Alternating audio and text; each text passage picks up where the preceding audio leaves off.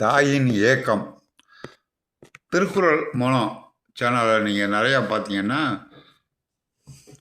அடிப்படையிலே சில உண்மையான வாழ்க்கை ரகசியங்களை நான் சொல்லி கொண்டிருப்பேன். தாயின் ஏக்கம். ஒரு ஊரில் ஒரு அப்பா அம்மா, அவருக்கு ஒரே மகன், 2 பேர குழந்தைகள். கொஞ்ச காலத்தில் அப்பா செத்து போட்டார். தாய் அந்த பேர குழந்தைகளை பார்த்து வளர்த்து கொண்டிருந்தார். தாய்க்கு சந்தோஷம். தன் மகன் பிறந்த பிறப்பிலிருந்து தூக்கி வளர்த்த தாய் தன் மகனை எப்படி சந்தோஷமாக வளர்த்தாலோ அதே போல தன் பேர குழந்தையை சந்தோஷமாக வளர்த்து கொண்டிருந்தார். ஒரு நாள் முக்கியமான விசேஷம்.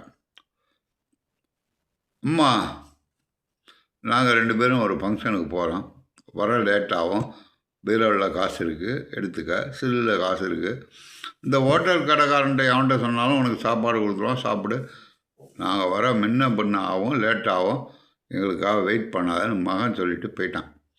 பேத்தியை அழைத்து கொண்டு தன் மனைவியோடு ஒரு ஃபங்க்ஷனுக்கு போயிட்டான். எல்லார் வாழ்க்கையிலும் நடக்கக்கூடிய சம்பவம். தாய் என்ன செய்தால், படுத்து கிடந்தான். அப்பா போகும்போது கேட்டேன், எத்தனை மணிக்கு வருவா?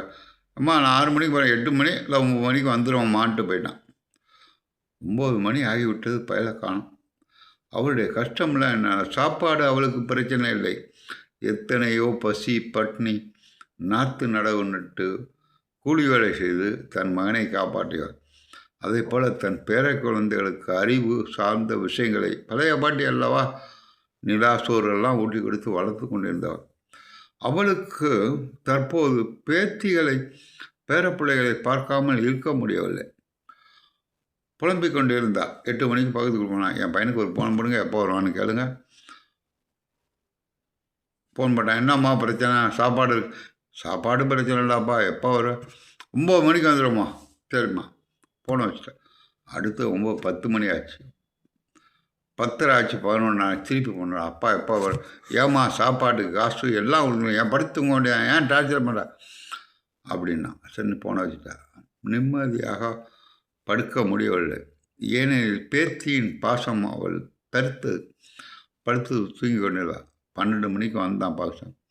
அம்மா அம்மா என்று எழுப்பி பார்த்தான். அம்மா மயானம் சென்று விட்டால்.